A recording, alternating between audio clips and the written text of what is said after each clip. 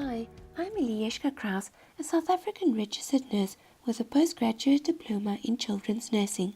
I'm also studying a master's degree at the University of Cape Town in children's nursing. This video was compiled in fulfillment for the course requirements of clinical leadership. The assignment instructions were to create a YouTube video about a nursing leadership framework or conceptual model which I had envisioned. This video is aimed at tertiary level nurses who are seeking a framework, model, or method to describe leadership in the clinical field or who want to advance their clinical leadership skills by applying a model. The model was specifically designed for registered nurses leading a group they have regular contact with, such as a nursing team, or follow-up patients, as time is an important requirement to implement the model, which you will learn more about later on. Wider audiences may also benefit from the content, which is why care was taken to present information clearly. In this video, you will learn about the definition of leadership in the context of nursing with a focus on clinical leadership. I will also provide a brief overview of nursing leadership, outline why leadership in nursing is important, and introduce you to the model which I had envisioned, called the Empowerment Leadership Model. I would like to declare that plagiarism is wrong. Plagiarism is to use another's work and pretend that it's one's own. I have used the American Psychological Association's convention for citation and referencing. Each contribution to and quotation in this video project from the works of other people have been attributed to and has been cited and referenced. This video project is my own work. I have not allowed and will not allow anyone to copy my work with the intention of passing it off as his or her own work. This presentation was based on published literary sources. Research was used to inform this framework and no copyright infringement was intended. But due to the format of this project, no in-text referencing was used as guided by the course convener. A complete list of references will be provided at the end. You are welcome to request a source of a specific statement by contacting me in the comments below, and I will gladly link the statement's in-text source to the references source at the end. This framework was also informed by research and other models and theories, specifically Benner's model of skill acquisition, Herberg's hygiene motivation theory, Maslow's hierarchy of needs, and Senec's golden circle. These four specific models and theories will be pointed out as we go so as not to confuse the listener. Before we explain the model, I would like to define leadership first, as it cannot be studied if it cannot be defined. However, it's difficult to define leadership because it can refer to any of the dimensions involved. Leadership can refer to the person, his or her attributes, the position of being a leader, though some disagree that a leader cannot be appointed by position, and it can also refer to the process of leading. Some even identify leadership by the theories or styles of leadership, such as trait, situational, transactional, transformational, and servant leadership. The dictionary defines leadership as the action or influence necessary for the direction or organization of effort in a group undertaking. In other words, leaders are people who are able to motivate one or more persons to move in a unified and desired direction. A leadership framework should be easy enough for anyone to apply the principles and obtain a successful outcome, and should be fostered in all categories of nursing staff. For this assignment, leadership encompasses the attributes, behaviors, action, and strategy the leader uses to influence his or her followers to enable necessary goals to be reached. The word necessary is used rather than shared goals because goals could be necessary practice change, which the followers may not initially value, and it's the leader's responsibility to get followers to follow and buy in so that necessary goals become shared goals. Shared input and auditing tools can help to identify goals. The emphasis will be on leadership in the clinical setting in this video. Clinical practice is the most prominent working environment of nurses, especially advanced practice nurses, as frontline staff are clinical leaders. On a personal level, I am also clinically focused and clinically employed, and focusing on this area can provide me with insight, strategy, and tools to be a better leader in the clinical environment. A clinical leader is defined as an expert clinician who provides care and influences others to improve their care on an ongoing basis. Another definition states that clinical leaders exert significant influence over other individuals in the healthcare team, and although no formal authority has been vested in them, facilitates individual and collective efforts to accomplish shared clinical objectives. At this point, you might ask why leadership is important. Nursing has a weak leadership identity and focuses more on developing individual leaders than providing a leadership identity to the profession. The goal is to develop all nurses to be leaders for the patient's best interest and to hand an identity of leadership back to the profession. The leadership capacity develops over time through lifelong leadership development. However, the best time to build leadership capacity is early childhood and early adulthood when the self concept is being developed. In other words, during nursing education. The International Council of Nurses outlines leadership and management, including interprofessional healthcare, safe environment, and delegation and supervision, as core advanced nurse practitioner competencies. Leadership and management are included under the branch of care provision and management rather than professional, ethical, and legal practice, or professional, personal, and quality development. Other sources agree that leadership is a core function of the advanced nurse practitioner and that it has been neglected as an advanced nurse practitioner duty and as a nursing duty. Generic advanced nurse practitioner functions which are affected by leadership include critical thinking, analytical and decision-making skills, professional leadership and clinical inquiry, coaching, mentoring, information sharing, and developing or empowering others, leading in knowledge through research, leading practice change, including large initiatives such as future healthcare design and delivery. Why nurses should lead? Good leadership is essential to inspiring and engaging all stakeholders and colleagues. It is also important for nurses to lead so that we can make an equal and equally valued contribution to our own profession and to the multidisciplinary team. The latter was one of the goals of the Institute of Medicine's Future of the Nurse. Nursing leadership also has the ability to inspire and engage followers, which lead to higher productivity and less financial losses. Management, however, should not be equaled to leadership. The two are different. Managers are followed because they have to be followed, whereas leaders are followed because they inspire and motivate followers to willingly follow. The advanced nurse practitioner is in the ideal situation to offer a unique contribution to nursing leadership, which is clearly important in the profession. I will now introduce you to my empowering leadership model. It starts at the bottom of the tree with vision, and goals, follows through to values and ethics, clinical competence, mentorship, and peer teaching, with the sun of communication shining throughout the process, and the enabling environment, which are some factors that are necessary to be able to live out the model. We will now go through them step by step. But first, let me ask you, are you a leader? The answer is yes. We are all leaders in our own lives. We lead our thoughts and actions to attain the goals we set for ourselves. Crous and Posner believe that leadership is an observable, learnable set of practices. Leadership is not something mystical and ethereal that cannot be understood by ordinary people. Given the opportunity for feedback and practice, those with the desire and persistence to lead, to make a difference, can substantially improve their ability to do so, and I agree. So, how will we engage potential followers to follow our leadership? I propose that you ask a question: what are your personal and professional goals? Why this question, you might ask? I believe it's a compelling icebreaker to the model, and it's also an empowering question.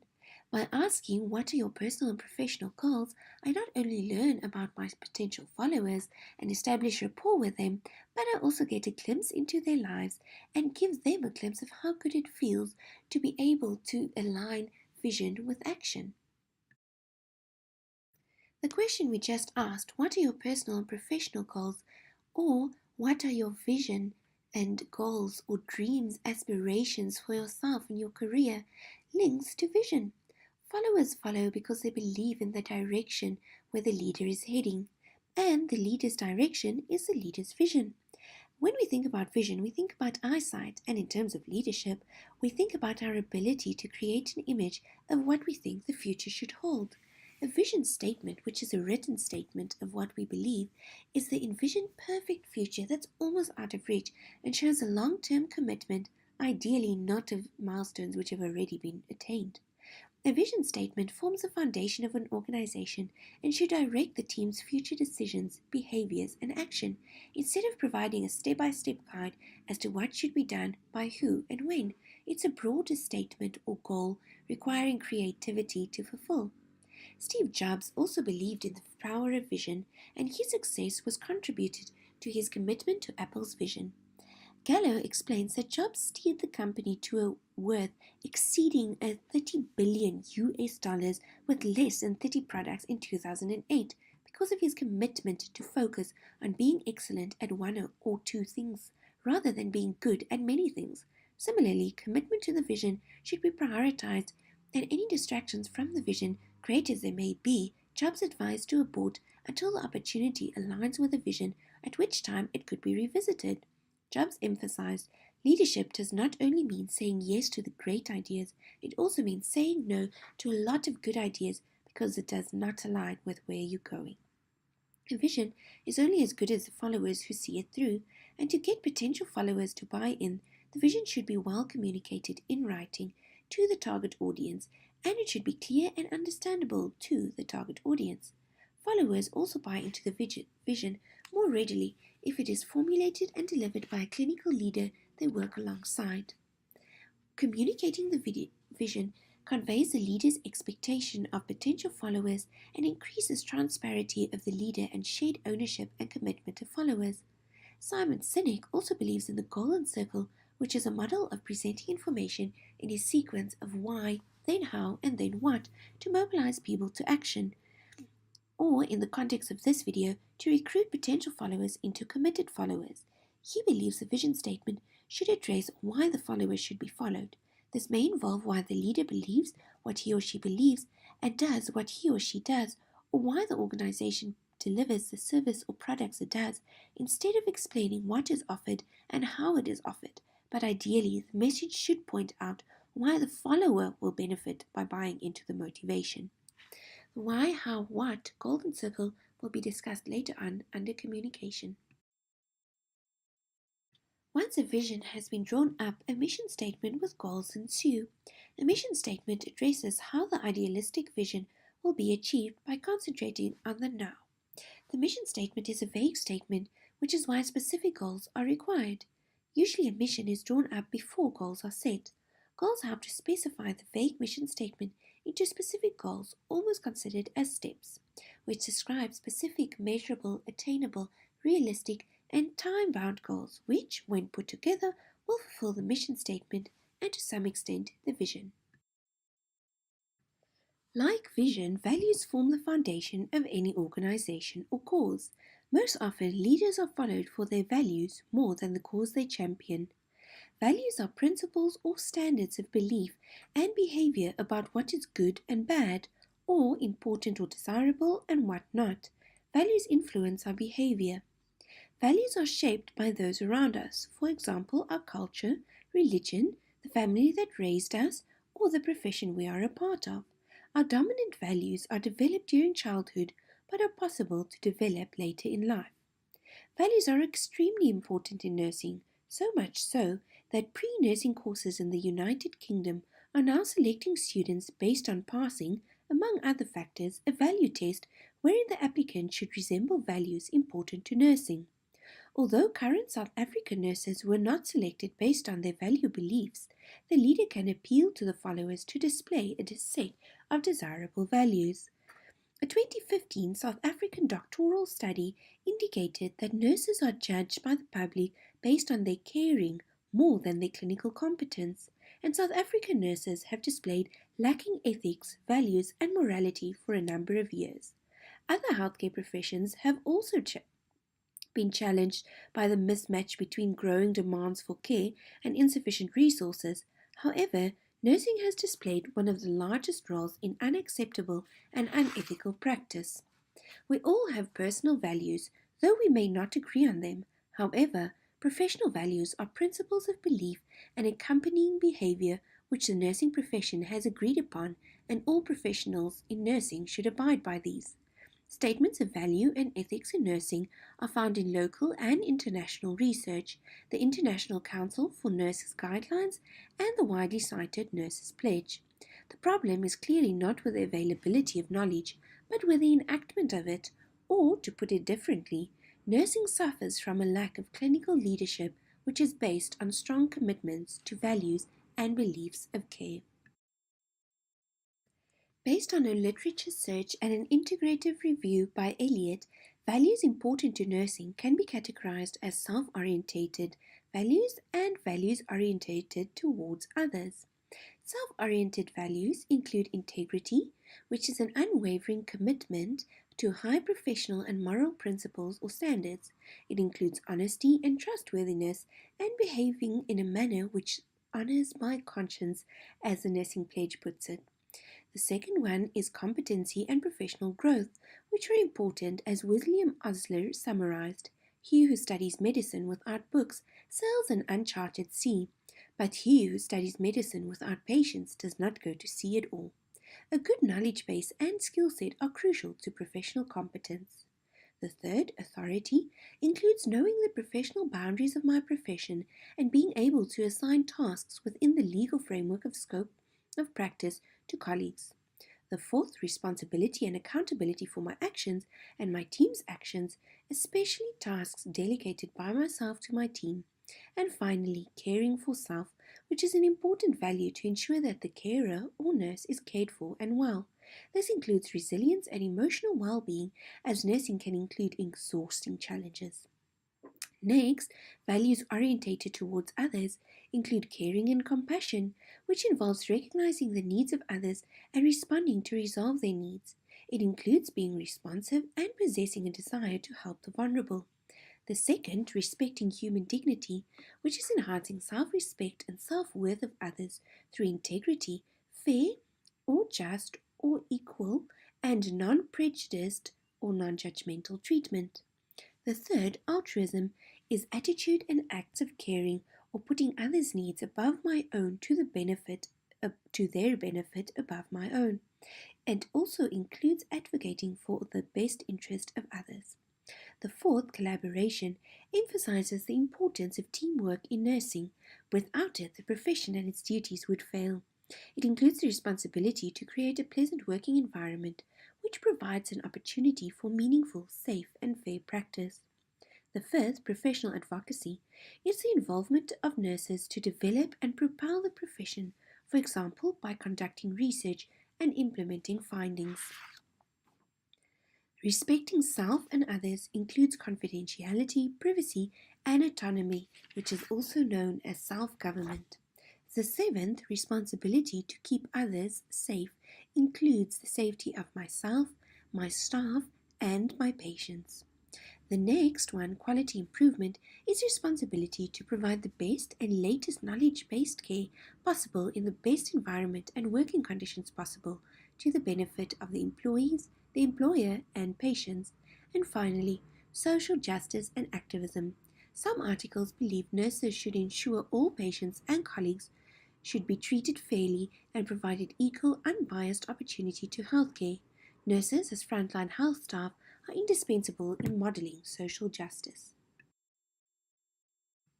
Ethics are related to values and examine the behavior, motives, and effects of human behavior and judges it as correct or incorrect based on a number of principles. Healthcare ethics includes four dominant principles, some of which have already been introduced in the value section. These principles include non-maleficence, beneficence, autonomy, and justice, and are applicable to all the people involved and affected by the care process, including the patient, his or her family, and the healthcare team as well as the community. Non-maleficence aims to avoid doing harm on a holistic level to all persons involved, including the emotional or psychological level. It is influenced by direct care or withholding care, in other words, acts and omissions, as well as policies and protocols which may, for example, refuse care based on certain rules such as funding. Beneficence means to actively do good. It involves altruism, kindness, and courtesy, more so than is expected of professions beyond the healthcare sector. For example, a healthcare professional may be expected to help a patient into a wheelchair, whereas other professions might not. Autonomy involves self-government, which includes making decisions without being pressurized or coerced into a choice. Choices should be completely voluntary, and where individuals need help, for example, intellectually disabled persons, help should be obtained through the reasonable person approach or through substitute judgment. Justice is to treat all people or similar individuals in similar situations in the same way. It involves unprejudiced non-judgmental, unbiased and fair treatment, decisions and procedures. Justice has two subsections, namely distributive justice, which is a fair sharing and allocation of resources, and procedural justice, which is a fair application of procedures to all people involved. A good example of justice would be that staff should be promoted in a transparent way based on the basis of their performance reviews. Another example would be to attend to patients based on the system in place, usually triaging first and then order of arrival. In this way, all patients are treated equally rather than tending to our friends or family members first. Values are communicated verbally or in writing, such as when sharing values with followers, but more often followers monitor for congruence between stated and lived values. The congruence establishes clinical credibility. Ethics and values are similar and even overlapping at times, but are necessary to ensure the leader's desired future direction or vision is professionally acceptable and appropriate. One of the self-oriented values were clinical competence and professional growth. In line with this, clinical competence is a requirement for practice, and being excellent at it are one of the components that trademark leaders. Clinical competence comprises the knowledge and skill base necessary to deliver a professionally acceptable and high-quality care. For the purpose of this model, clinical competence includes the following subsections for knowledge and skill. Knowledge is comprised of the educational foundation, which underpins actions. Education also influences patterns of thinking and decision making. Secondly, critical thinking skills. Next, research, which includes the acquisition of knowledge and partaking in research studies. Evidence based practice by creating policies and protocols and learning from the multidisciplinary team. Skills defined as the ability to perform the required clinical work and the ability to perform above expectation. It includes a consistent display of excellent level of clinical care, education and training which laid down the clinical skills, which is an ongoing process, and practical experience which have enhanced the clinical skills through first-hand experience or observations. Furthermore, the implementation of research through practice change and learning through multidisciplinary team also make up clinical skills. Ongoing knowledge and skill acquisition is necessary as the environment changes and the practitioner advances. Skills are constantly improving, and it is expected of a leader to continue improving their knowledge and skill base through self directed learning and by utilizing learning opportunities such as attending in service or formal training programs and informal opportunities such as bedtime teaching rounds. Dissemination of the newly acquired knowledge is also important and takes place through teaching and mentorship, which will be discussed later on. Nursing is known as a practical or doing profession, and in the past, nursing has focused more on performing duties than thinking about why duties were done. This was described as a thinking, which is theory, and doing, which is practice, gap. Critical thinking could investigate why this may be good or bad by considering why certain nursing actions are performed in a certain manner and what the risks and benefits are of our actions. As an example, a critical thinker could ask, is it appropriate to chart children's vital signs on an adult vital sign chart? Why or why not? Is there a reason for the action beyond it's just the way it's always been? What are the risks or benefits of this action? Is there a better way to plot children's vital signs? Or are there any other solutions available? Critical thinking is important to link actions and knowledge. Critical thinking requires diversified thinking and discourse by an individual with an advanced level of understanding. Understanding is acquired through education, research based knowledge, simulation, and clinical experience. Competent practitioners need to be able to think critically in order to address why certain duties are performed in the way they are performed and to explore better methods of care. In other words, to advance and develop the profession and to advocate for the profession, which was also one of the values oriented towards others.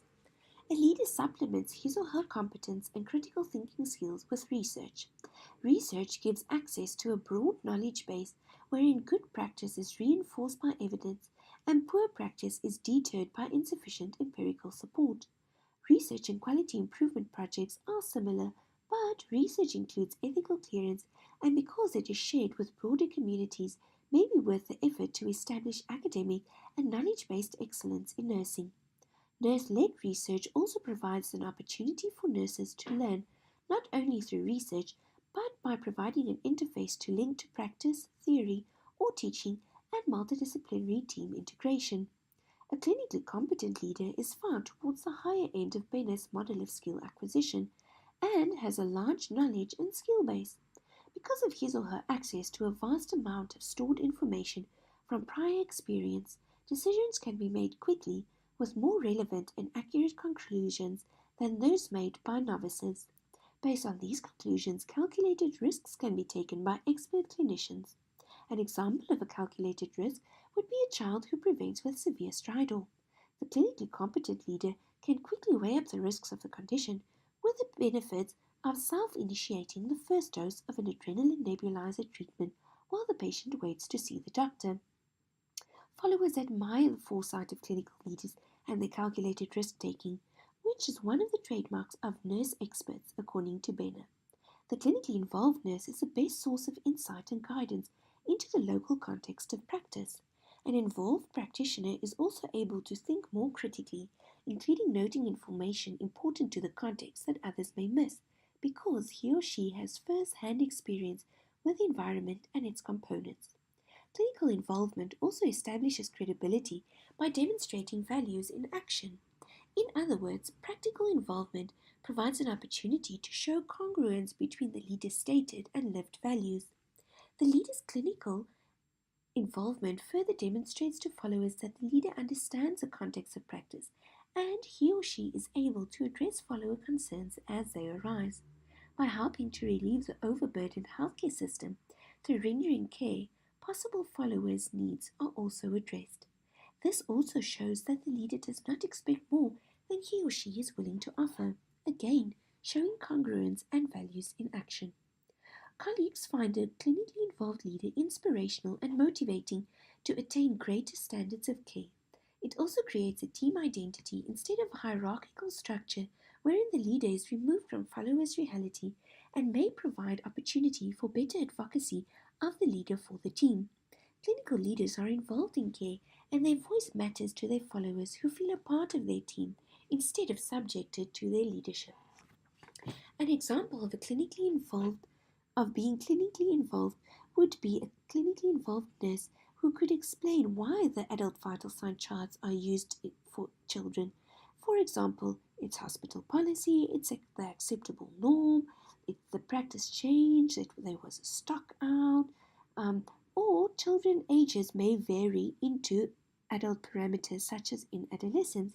Because the leader is a part of the team, shifting blame to the team for error is litigated and team cohesion, loyalty, and trust are enhanced. Clinical involvement makes the leader accessible to followers and provides an opportunity to identify suboptimal practice, to improve practice, and to aid followers through mentorship.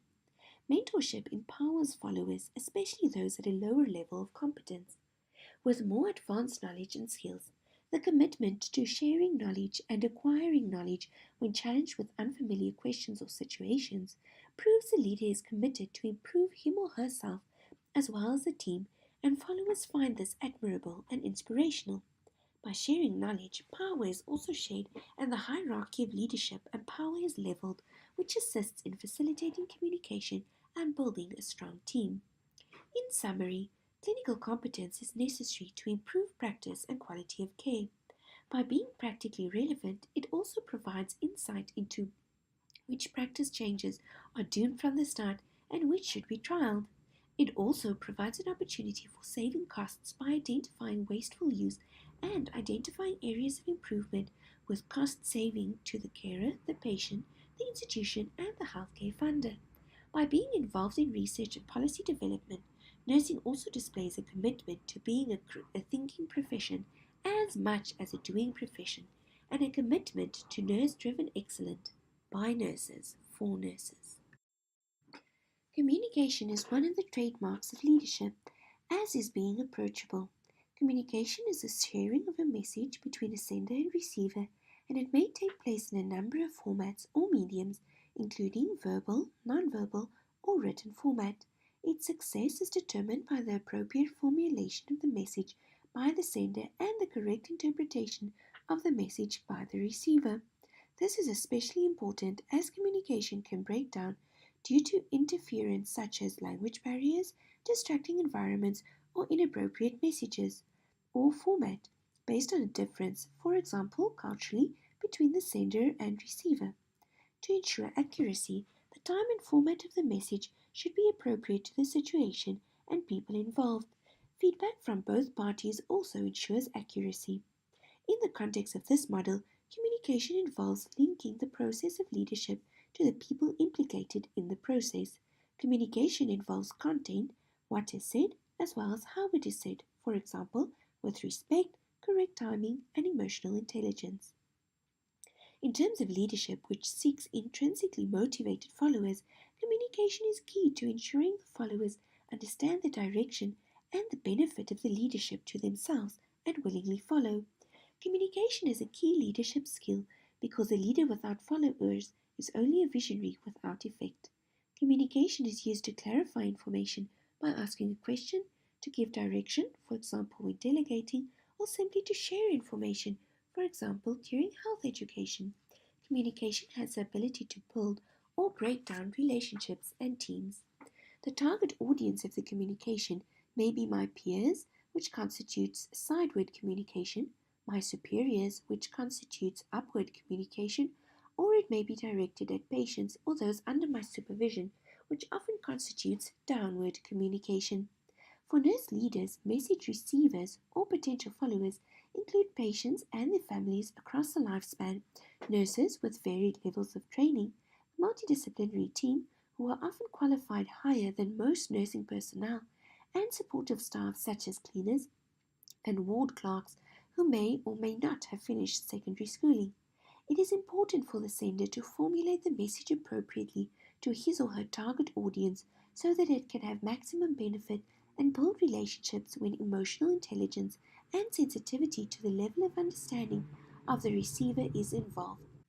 An effective message requires the sender to take on the stance of the receiver and to formulate the message from there, ideally starting with a concise and strong opening statement to grasp the attention of the receiver, followed by an executive summary of who, what, when, where, and why, after which supporting statements can be made. The aim is to formulate the message clearly and concisely throughout. For a message to be well received, Mosaic explains that the sender and message needs to possess power, importance, credibility, honest and complete information, and relevance to the receiver. The sender is responsible for formulating the message in an effective and understandable way. Many theories and models explain how to do this, and it all comes down to psychologically convincing the receiver to believe in and take ownership of the message. In other words, the leader gains buy-in and cooperation of followers. Two of my preferred methods include Simon Sinek's Golden Circle, which is also called Start with Why, and Maslow's Hierarchy of Needs. A third theory, possibly my preferred, is the Hygiene Motivation Theory by Frederick Herzberg, which is more concerned with motivation, a component of communication than with communication alone. Starting communication with why. Simon Sinek explains that communication should always start with why motivated messages, as it appeals to the receiver's emotional brain, which controls their emotions and behavior. In other words, their willingness to comply or adopt ownership of the communication, more so than communicating messages of what or how. Communicating to the hierarchy of needs. Other theorists, such as Maslow, believe a hierarchy of needs drives a person's motivation, for example, to comply with a communicated message, and by formulating the message to appeal to the receiver's current level of need and the successive level, the message would be well received with maximum effect. The need refers to the receiver's level of need, not the sender's need. The hierarchy consists of the following needs, starting from the most basic. Biological and physiological needs include basic life-sustaining ingredients such as shelter, food, water, heat, and sleep. Sex is also categorized as a physiological need, but may also be categorized differently due to its complexity. Safety needs include just that, safety. For example, protection from elements, security, order, law, limits, stability, and freedom from fear. Social needs include feelings of love, affection, and belonging from family, friends, romantic, and work relationships. Esteem needs include feelings that increase self esteem and self worth, such as achievement, mastery, independence, status, dominance, prestige, self respect, and respect from others. Self actualization is the highest and, according to Maslow, most rarely attained need, where the individual realizes his or her own potential and feels fulfilled in what he or she feels he or she is. For example, a musician must make music, an artist must paint, a poet must write if he is to be ultimately happy. The self actualized person is creative and seeks personal growth and peak experience. Self actualization is essential to feeling fulfilled and truly happy in what you are doing. Herzberg explains that organizational theories of motivation create an environment so regulated that employees rarely feel engaged. Industrial engineering theories also optimize the human machine to such an extent that human error and creativity is removed from the process. Behavioral science theorists such as Sinek and Maslow's theories use persuasion, which is mostly effective, but few companies pursue this route as the cost of psychological management becomes physically and financially exhausting. Herzberg proposes that long-term followership and effect is established through intrinsic motivators who are self-motivated to follow. The art of gaining a self-motivated workforce lies in the leader's ability to effectively motivate the followers so that they can really commit to long-term followership.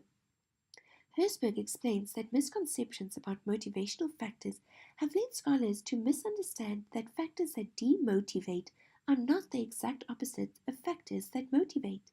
Examples of demotivating factors, which Herzberg terms hygiene factors, include company policy and administration, supervision, relationship with supervisor, work conditions, salary, relationship with peers, personal life, relationship with subordinates, status, and security. These factors are extrinsic to the actual work and may be thought of as environmental contributors. Motivating factors align with the need to self actualize, the highest level of self fulfillment according to Maslow. Examples include achievement, recognition, work itself, responsibility, advancement, and growth.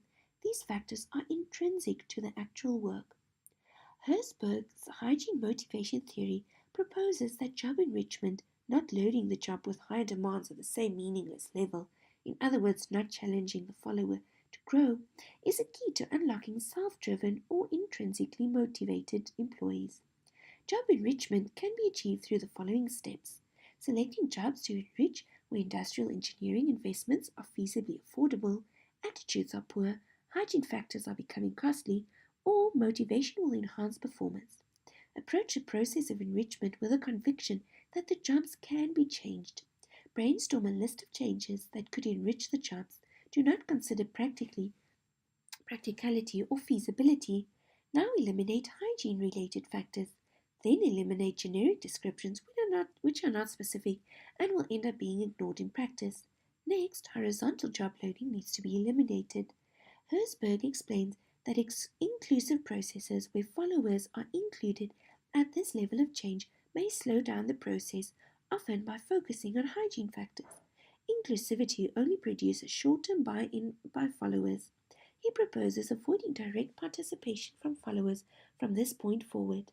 Ideally, a controlled experiment should be conducted to allow comparison of the effect of addressing motivative factors, not hygiene factors. Motivators should be addressed systematically. The leader should also expect an initial drop in performance due to role uncertainty, as well as initial anxiety and hostility from supervisors who fear performance of the new system and experience a feeling of loss due to role redistribution, wherein subordinates take on some supervisory role to challenge them. Supervisors themselves will also be challenged by new roles, which often take the form of previously neglected duties. Once the receiver has formulated the message based on the preceding ideas of behavioral science and motivation theory formulations, the message should be tactfully delivered for maximum effect. Non-verbal communication cues such as body language and facial expression, coupled with paralingual influences of voice tone, pitch, and phrasing, carry a much stronger message than the words used. It can, for example, deliver a message that shows respect or one that shows resentment or anger. It is therefore important to communicate with emotional intelligence. Now that the theories of motivation and the psychology of message formulation is understood, further thought is given to the receiver's level of understanding. It is the sender's responsibility to rapidly assess the level of understanding of the receiver and to formulate the message to the receiver's level of understanding and then to communicate it in an emotionally intelligent manner. Levels of understanding are influenced by a variety of factors such as level or age of development, level of education, illness acuity, cultural, language, and other factors such as an ability to think clearly.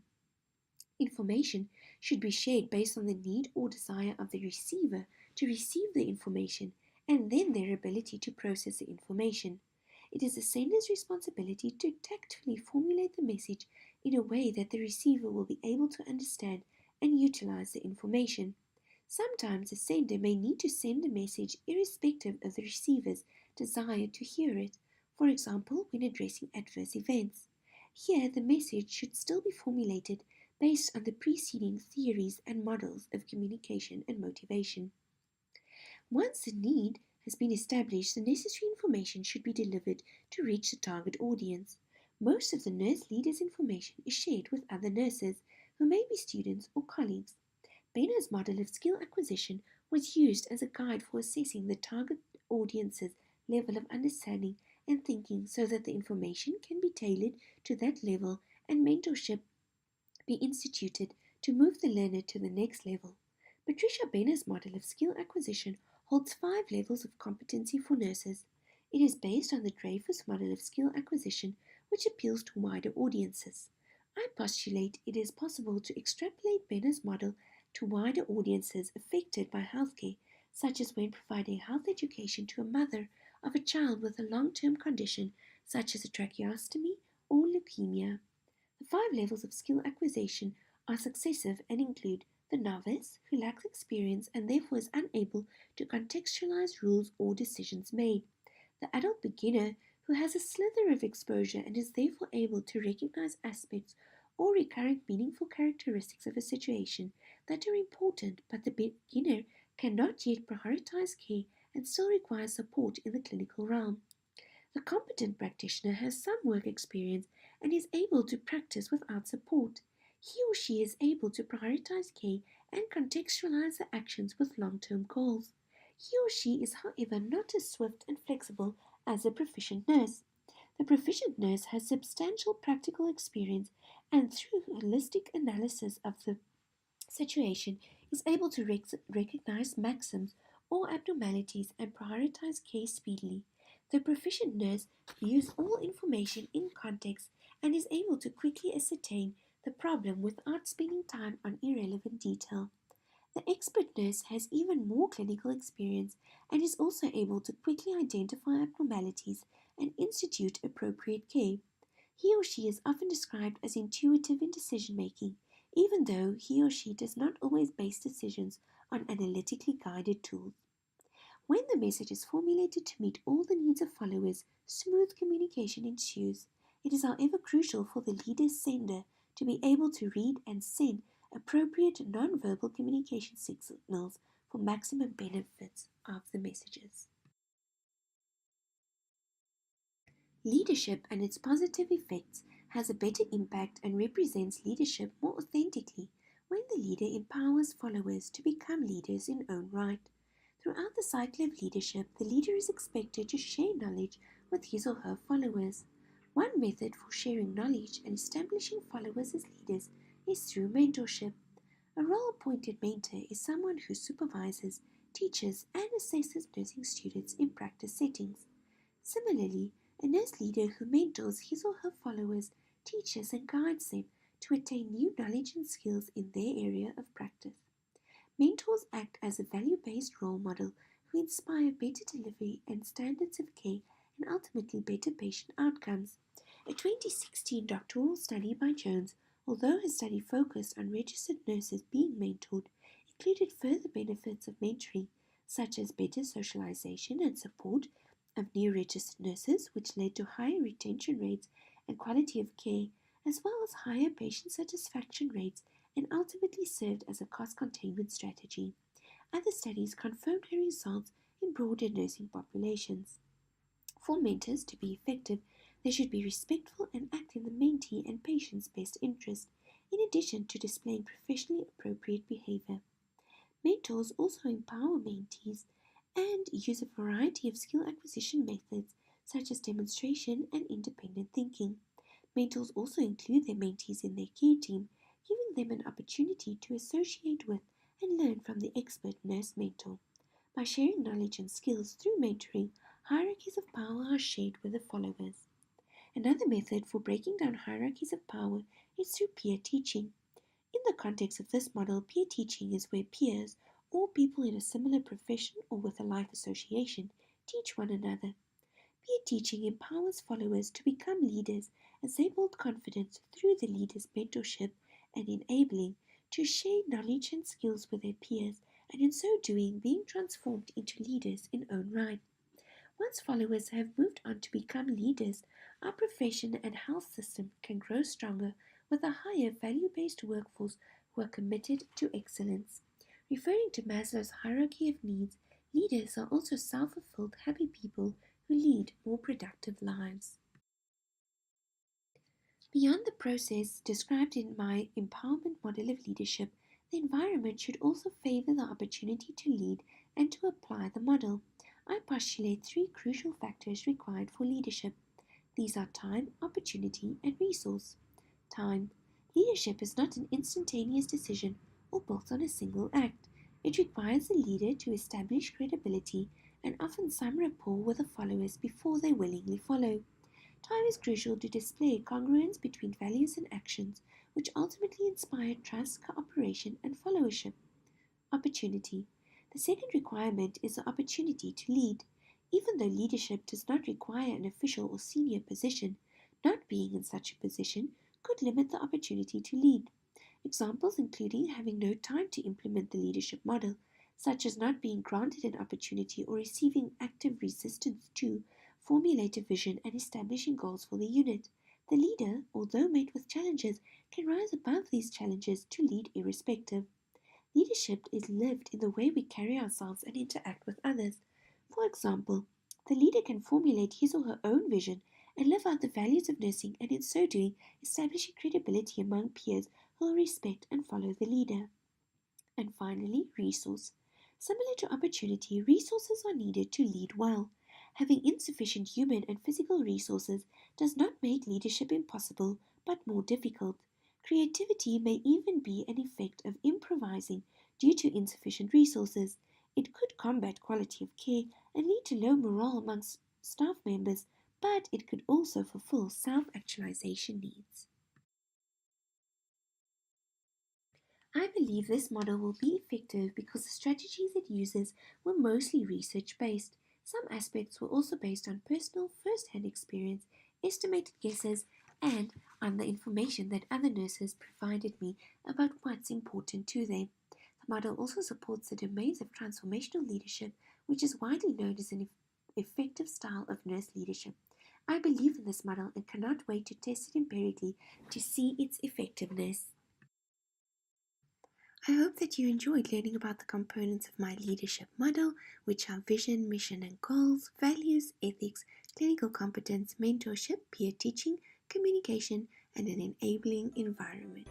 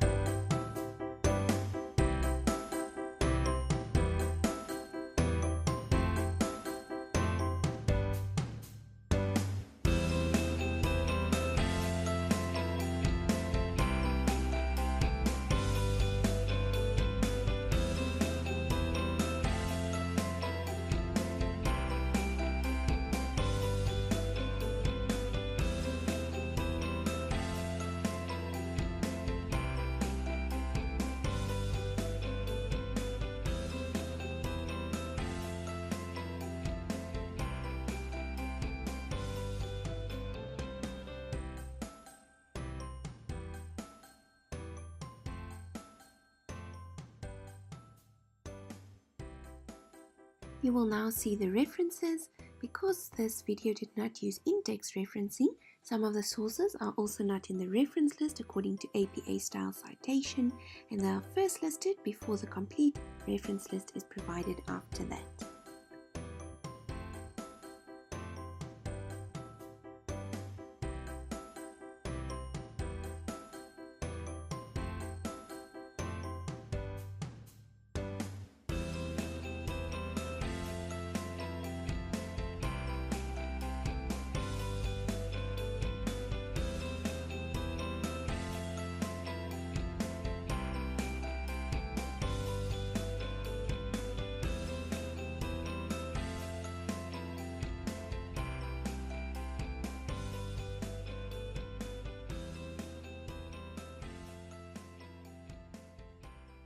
Here is a visual summary to conclude part 1 of the Empowerment Leadership Model video.